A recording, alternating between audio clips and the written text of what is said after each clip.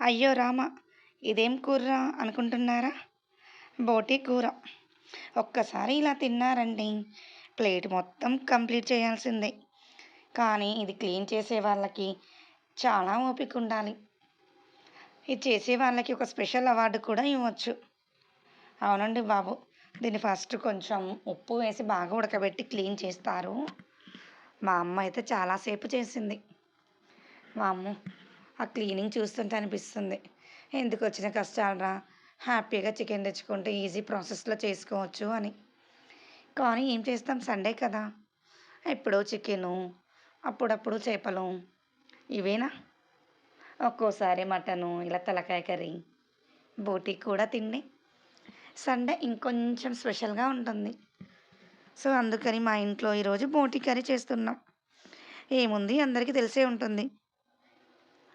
గోంగూర బోటి బావుంటుంది. గోంగూర ఫ్రై ఇంకా బావుంటుంది. కానీ సమ్మర్ కదా! మా ఇంట్లో కొంచెం టమాటా ఏసి గ్రేవీ కర్రీ చేయమన్నారు. ఫ్రైస్ సమ్మర్‌లో తినకపోవడమే కొంచెం బెస్ట్. ఆయిల్ ఫుడ్ కదా! సో, అందుకని నేను సింపుల్‌గా ఏం లేదు. నార్మల్‌గా పోపు వేసి, ఫ్రెష్‌గా అల్లం వెల్లుల్లి పేస్ట్ వేసి, ముందుగా క్లీన్ చేసి పెట్టుకున్న బోటి వేశాను. వీడియోలో చూస్తున్నారు కదా! అది కాస్త ఫ్రై అయ్యాక కొంచెం టమాటా, అది కొంచెం ఫ్రై అయ్యి వీడియోలో చూస్తున్నారు కదా! కొంచెం ఆయిల్ బయటికి రాగానే లైట్‌గా ఒక టీ గ్లాస్ వాటర్ యాడ్ చేశా. ముందే చెప్పాను కదా గ్రేవీ కర్రీ అని. సో, ఇది రోటీకి కానీ, రైస్‌లోకి కానీ చాలా బావుంటుంది. ఎప్పుడు ఫ్రైయేనా? ఓసారి ఇలా ట్రై చేసి చూడండి. చాలా టేస్టీగా ఉంటుంది.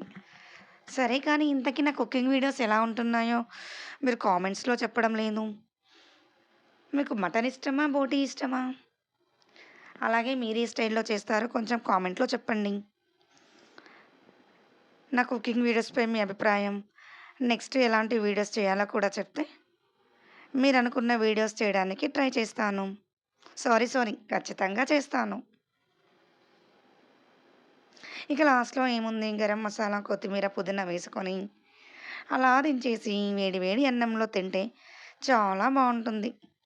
చెప్పాను కదా! నేనైతే ఈ కర్రీ తినను అని. సో, అందుకే ప్లేట్‌లో పెట్టి చూపించలేదు. టేస్ట్ అయితే బావుంది అన్నారు ఇంట్లో. మీరు ట్రై చేసి చెప్పండి. బాయ్ నెక్స్ట్ వీడియోలో కలుద్దాం.